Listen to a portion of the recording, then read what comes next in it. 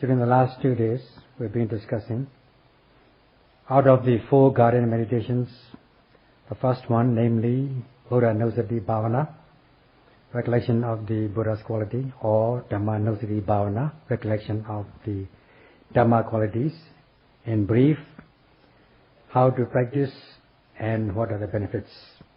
And among the benefits is that when frightful objects appear in the course of the practice in your mind, you will be able to overcome this fear if you practice Buddha-Nusati or Dhamma-Nusati.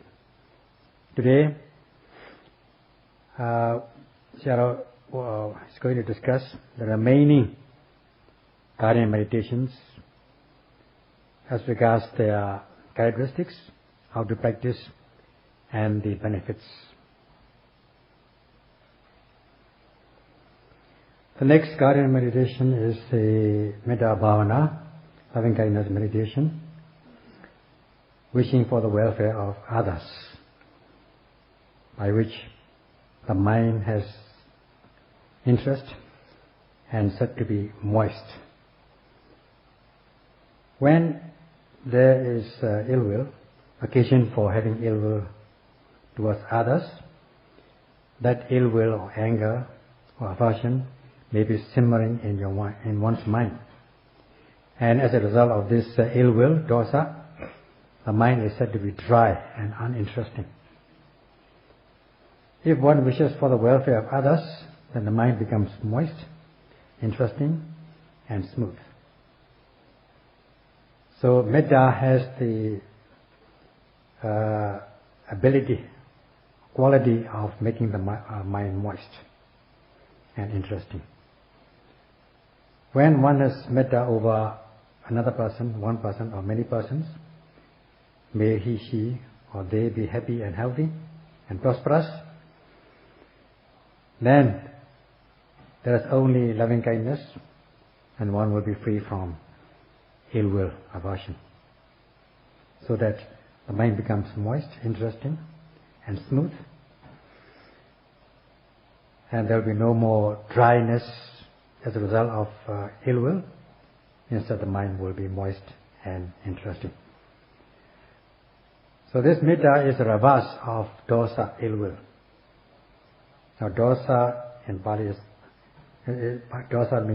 dosa is a Pali word for anger or ill will or aversion. And since metta is a reverse of anger, ill will, it is adosa. We put a in front of dosa, it becomes adosa. Adosa, this in itself is metta, loving kindness. The proximate cause, the nearest cause for the arising of loving kindness is given in Pali as manaba bhava.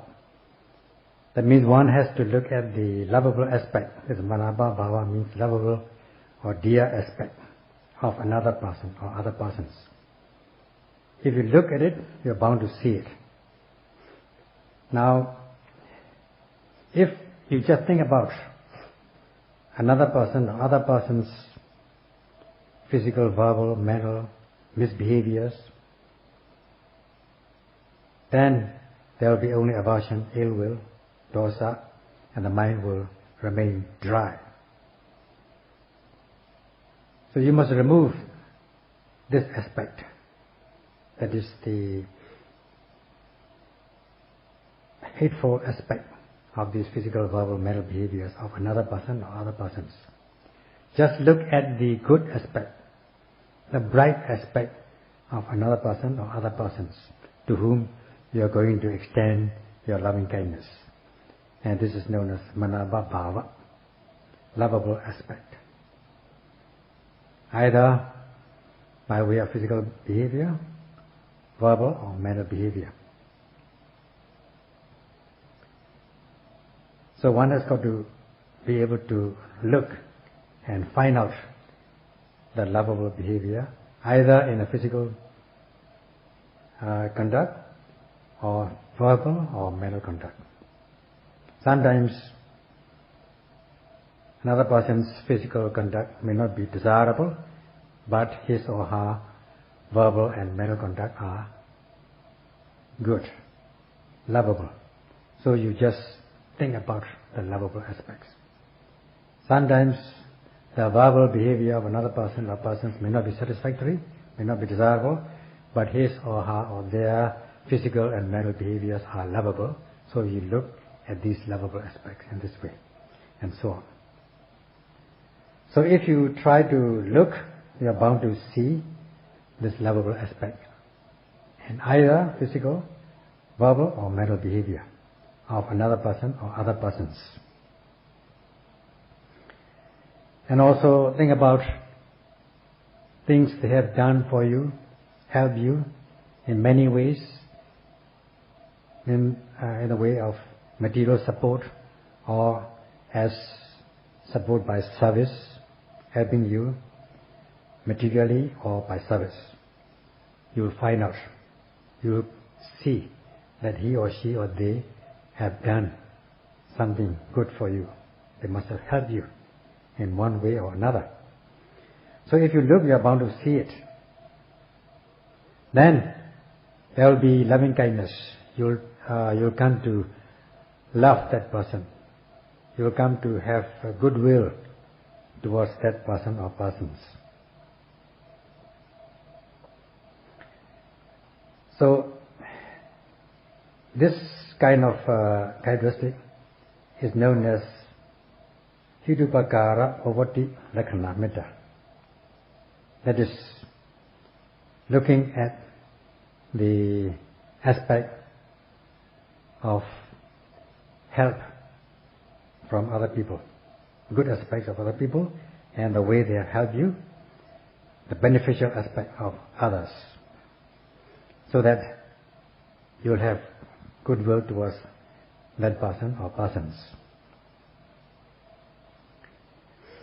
So in this way, you will wish for his, her, or their happiness and welfare.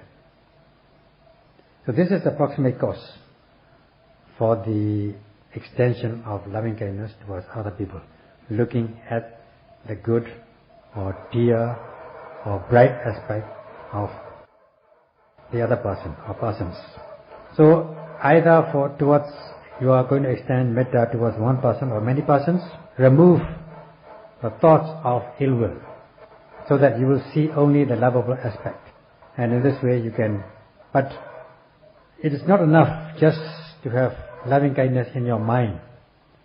You need to put your welfare aspect or your loving kindness into practice, physically and verbally. Just having loving kindness with mentally, but not materializing, extending metta physically or verbally will not be realistic. So not only should you have loving kindness in your mind, but you should be able to put it down into practice physically and verbally. Then only your extension of loving kindness, loving metta bhavana will be realistic. This is materializing, putting into practice your loving kindness from your mental desire into physical and verbal actions. So in this way, looking at the lovable aspect, you will be able to extend loving kindness towards these people. In this way, there will be no more anger, ill will towards that person, and this is the characteristic of loving kindness. And we should practice to reach that stage, that is not only mentally but physically and verbally. So in this way, when we are extending loving kindness, we do it in the spirit of, or in accordance with its natural characteristic of loving kindness, its function, manifestation and proximate cause. Then only you will be extending genuine metta.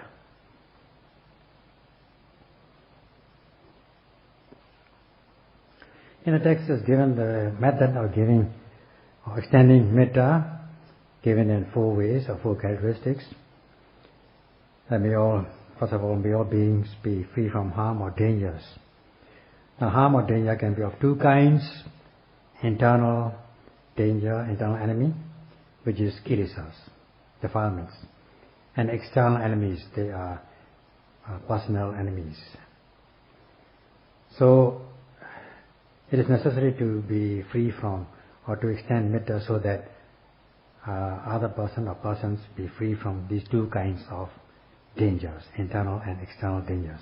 Out of these two kinds of dangers, internal enemy is more important, is most dangerous. The reason is that the personal enemies arise only at times. As for the internal enemies, they arise all the time in one's stream of consciousness. Kilesas are all the time, one way or another. If you are not mindful, as much as you are not mindful, you are bound to be attacked or invaded by these internal enemies, such as lobha, kilesa, greed, defilement of greed, dosa, kilesa, defilement of anger, ill will, aversion, moha, kilesa, defilement of delusion, bewilderment, or other kilesas, defilements.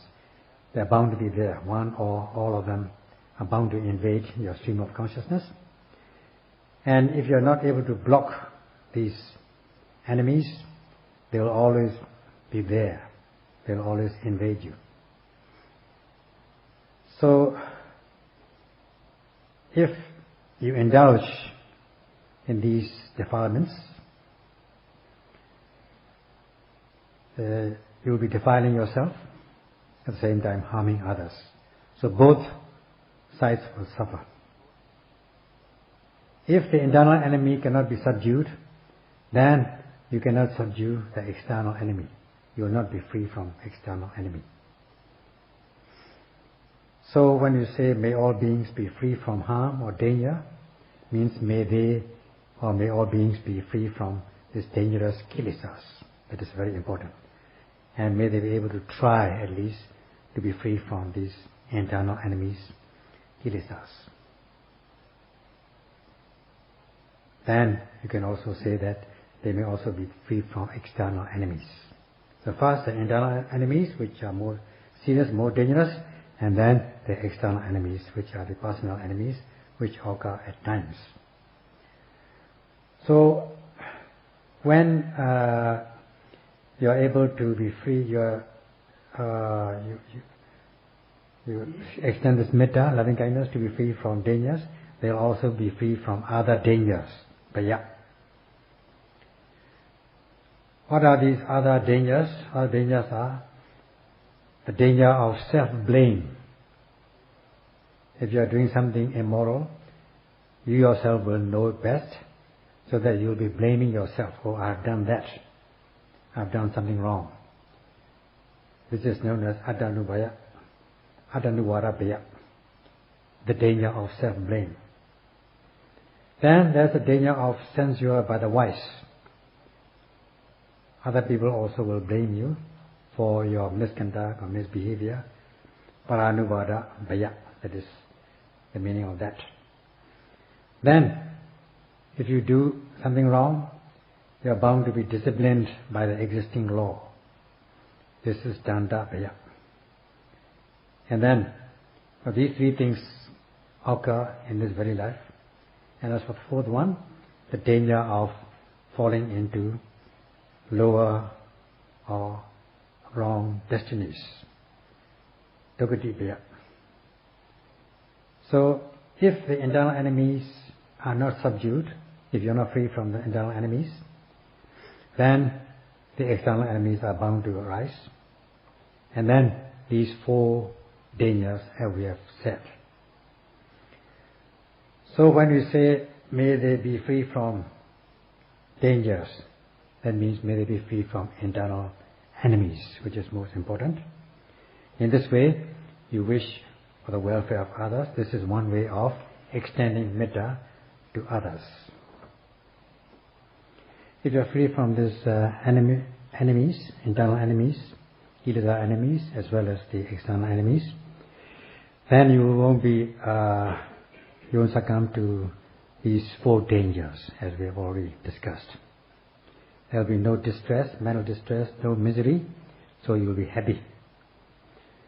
So by extending metta that may they be free from harm, it amounts to saying that may they be happy, peaceful, wishing for the welfare. May they be able to be free from kilesas. May they be free from external enemies. This amounts to saying that may they be free from mental distress. May they be free from physical pain. So this is also one way of extending loving kindness. So if they are free from mental distress and physical pain, they will be able to look after their body, themselves happily. As regards daily routine, although we may say that it is not tiring or not wearisome, but it is really burdensome if you really think about it.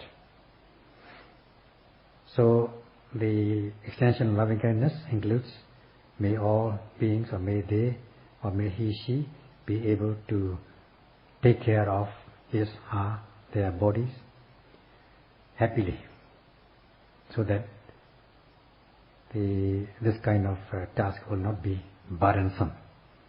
This is one way of extending loving kindness. So in this way, we say these phrases: may all beings be free from harm. May they be free from mental distress, physical pain. May they be able to look after their bodies happily.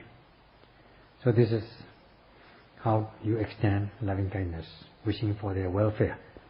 If you do that, there are 11 benefits as given in the text, such as you can sleep well and wake up well, have sweet dreams, you are beloved by human beings and devas who will protect you. So in this way, you'll be free from fire, weapons and poison. So in this way, there are 11 benefits as mentioned in the text. So if you are able to extend metta towards others in the course of the practice, then you'll be able to, you're making friends with the surrounding. You're making friends with the society, including unseen beings, so that they'll be friendly, they will respond to you with friendship, goodwill, and protect you. Even if they don't protect you, they will not harm you with frightful sounds and appearances. So with this metta, if the yogis practice in this way, they will be able to be free from fear in the course of the practice and be able to practice in peace. So this is one way of protecting yourself or guarding yourself in the practice. By extending metta towards others, wishing for the welfare of others, this may have effect on others to whom you are extending metta, or may not have effect. Or they may be affected, or they may not be affected. That is their responsibility. What is more important is yourself to be free from dosa by extending loving kindness or practicing, meditating metta, loving kindness meditation, so that you will be free from dosa. That is one kilesa by which you will be free. By seeing or looking at the lovable aspect, dear aspect, the desirable aspect of other persons, you will be free from anger. So that there will be only adosa, ravasa dosa. This is the essence of it. What is important is yourself to be free from anger in yourself. This is a very significant advantage, result. So in fact, it is very important for you to be free from dosa in yourself. If you are able to control that or win over your own anger or kilesa, this is a great victory. Otherwise, you will become your own enemy. In this way, being able to extend loving kindness towards others, including the unseen beings, you will be able to practice in peace, Hence, the practice of loving kindness meditation. During the Buddha's time, group of monks went to the Buddha, got this meditation lessons method to practice in the forest. They went to the forest. When they went to the forest and practiced, they encountered evil spirits or devas. When the virtuous monks came to the forest, these evil spirits had to give way, had to go elsewhere, or had to give their places to the monks, virtuous monks. Because when the good people come, bad people have to go away. But that is the usual way. So that the spirits suffer a lot. They have their families, The spirits have their families. And they had to take their families away from the place, so that they felt very miserable. So they're waiting for the monks to go away. They thought the monks would stay for a short while. But the monks were staying for a long time, for one vasa, the rains retreat. So, because the monks were not going for a long time, the evil spirits were suffering. And so they frightened these monks with ugly appearances, ugly bad odor, ugly sound, and things like that, so that the monks became frightened and were not able to practice in peace. So they went to the Buddha and related the story to the Buddha, the reason why they came back.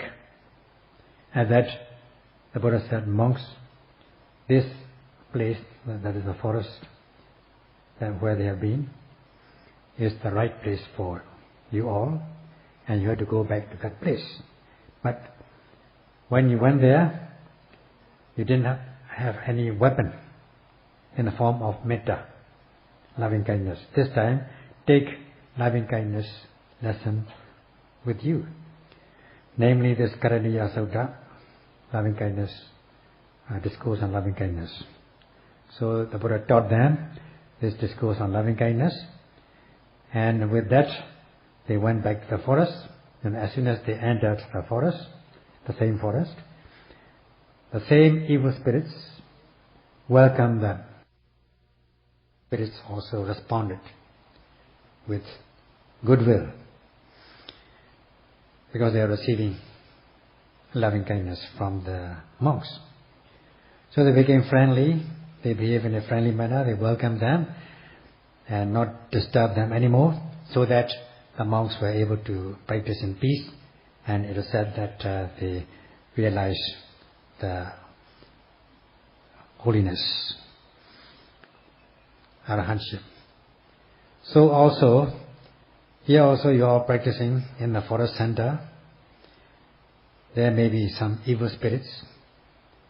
So if you extend loving kindness towards them, you will soften their mind if they have evil intentions, so that you will be able to practice in peace for these 70 days. Hence, the need for extending metta. So much about the metta bhavana, the practice of loving kindness meditation. As for the next one, the third guardian meditation, namely asubha bhavana, meditation on impurities, as another guardian meditation. Now, in our own bodies, there are many parts. If we, instead of looking them as pleasurable, if you look at them as unpleasurable, ugly, then we'll be free from attachment. If we, of course, These parts are with us all the time, and we look at them as a whole because they are part of our body. We usually don't consider them as impure or unpleasurable. But when you take them apart, if you are able to do so, you may not be able to do it in practice, but let us say you take them all apart. Hair separately, head of the hair separately, body hair separately, teeth, nails, skin separately, what will happen? They will be seen as unpleasurable, ugly, impure. You love yourself most. One loves oneself most. When one says that one loves another person, as some people or most of us used to do, this is not correct actually. We love ourselves most. We esteem ourselves most. We are the most lovable persons in ourselves. But when you take these things apart, parts of the body separately, we will see them as unpleasant. But we don't take them apart and try to see them as impure or unpleasant. That's why we don't see the parts of our body as unpleasant or impure. Now is the time to practice this Asubha Bhavana, meditation of impurities, taking your body parts separately.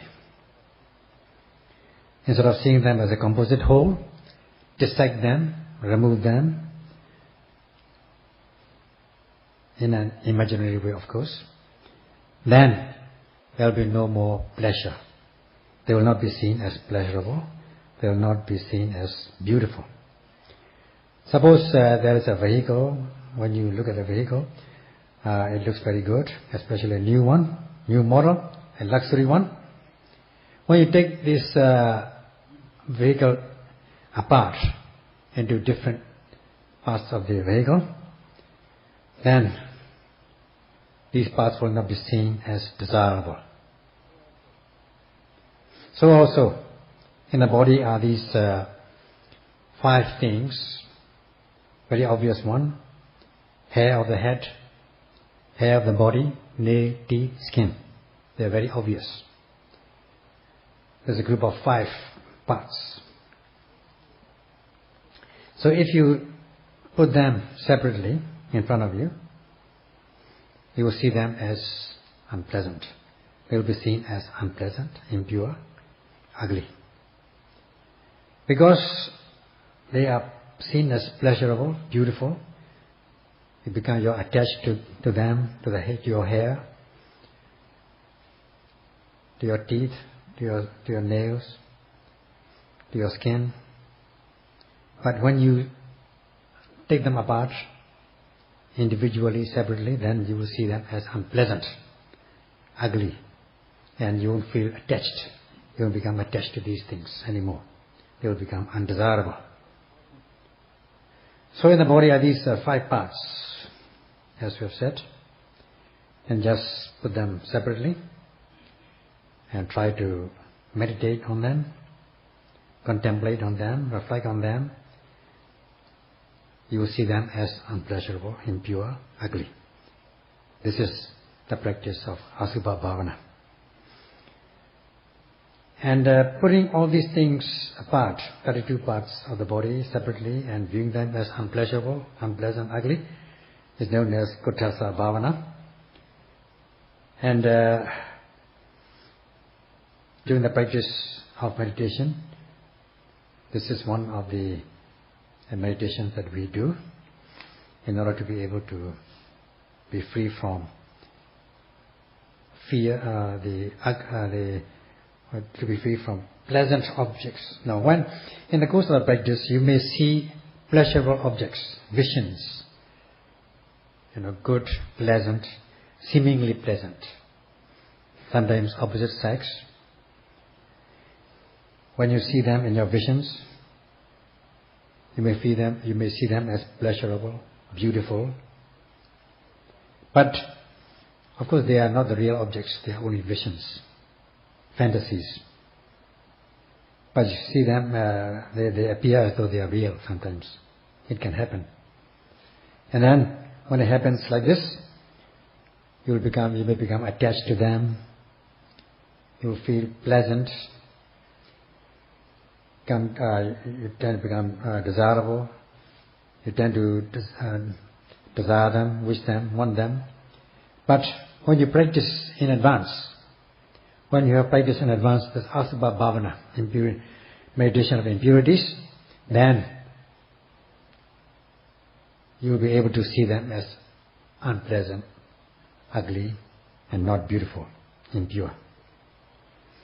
So you'll be able to overcome these pleasurable objects so that you won't become attached to them, you won't become disturbed in your practice by these seemingly pleasurable objects, and be able to practice in peace. Some people are not happy about this practice. Why the Buddha exhorts or has given this instruction to practice asubha bhavana, meditation of impurities. The body is beautiful as such, handsome. Why do we want, or somebody wants to look at them in a different way, seeing them as ugly, unpleasant, impure? So this is the argument put forward by some people. It is like this. Now in the practice, the body can be seen as beautiful. It is very easy to beautify the body, but it is difficult to beautify the mind. External beauty is easier than internal beauty. Only when you beautify the mind, the internal one, will the mind be pure, blameless, gentle and affable. Then it will be a worthy human being. Now the nature of human being is like this. There are two expressions. One is conformity and non-conformity. Conformity in Pali is anurodha, and non-conformity is in Pali is virodha. Pardon me. Now, when it comes to conformity, it in a sense is greed, lobha, anurodha. And virodha, non-conformity, in a sense is dosa, aversion, ill will, which is the reverse of this anurodha. So we have these two things, anurodha and virodha, conformity and non-conformity. Anurodha, in a sense, is lobha, greed, because we want to conform. Now virodha, non-conformity, we don't want to conform. Nothing is in conformity. Nothing is satisfactory. This is dosa, ill will. So the root cause, it is based on the parts of the body. If the parts of the body is seen as beautiful, then you are conforming to the body. That means you are sort of trying to beautify your body, to be in conformity with your wishes, beautifying your body, which leads to greed or attachment. Because you consider the body as beautiful, so you want to beautify it. If you go on beautifying your body, there is no end to it. You can beautify your body, and time will consume. It will consume time and money, but there will be no end. And gradually, the body is bound to age and get sick and die in the end. So what is happening? There is non-conformity. non-fulfillment, not conforming to your wishes. This is dosa, ill will. You don't like it. That's aversion. So non-conformity leads to dosa, anger, because you are not fulfilling, the body is not fulfilling to your, in accordance with your wishes. If you are fulfilled, if you are conforming to your body, then it is anurodha, leading to greed. And if it's non-conformity, it is not conforming to your wishes. Non-fulfillment, this is virodha, anger, dosa, ill will. But if you have practiced this asubha bhavana in advance,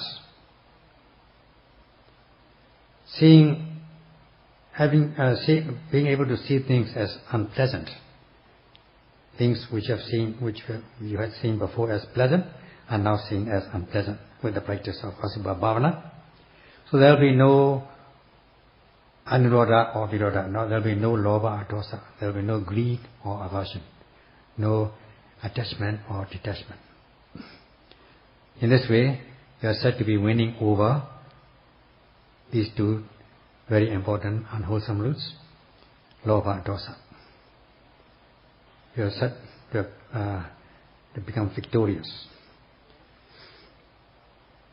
So, as much as you are overcome by lobha and dosa, your mind is bound to be ugly.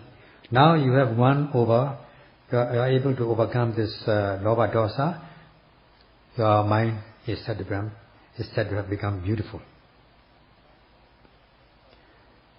When, furthermore, if you are able to activate mindfulness and strengthen your sati mindfulness, you will be more and more free from these two unwholesome roots, lobha dosa, so that your mind will become very pure, gentle, blameless, and affable. Until at last you are able to purify your mind totally with the realization of the path and fruition of the noble ones. Then you will have genuine happiness. The mind also will become very pure. And hence this practice of asubha bhavana, the benefits of practicing asubha bhavana, mindfulness of or recollection of impurities, in addition to mindfulness practice. The last and the fourth one is maranasati, mindfulness of death. When once we are born as a human being, one day we are bound to die. We might die soon, we might die at once. Reflecting upon death is certain, life is uncertain. Of course, some of us may not wish to think about death. They are afraid of thinking about death. They are afraid of death. But it should not be so. Only when we practice this mindfulness of death will we be able to reach the state of deathlessness, amata. So in order to reach this state, deathless state, amata, we risk our body and life and apply courageous energy. If we are afraid, if we are afraid of death, then we'll be indulging ourselves regarding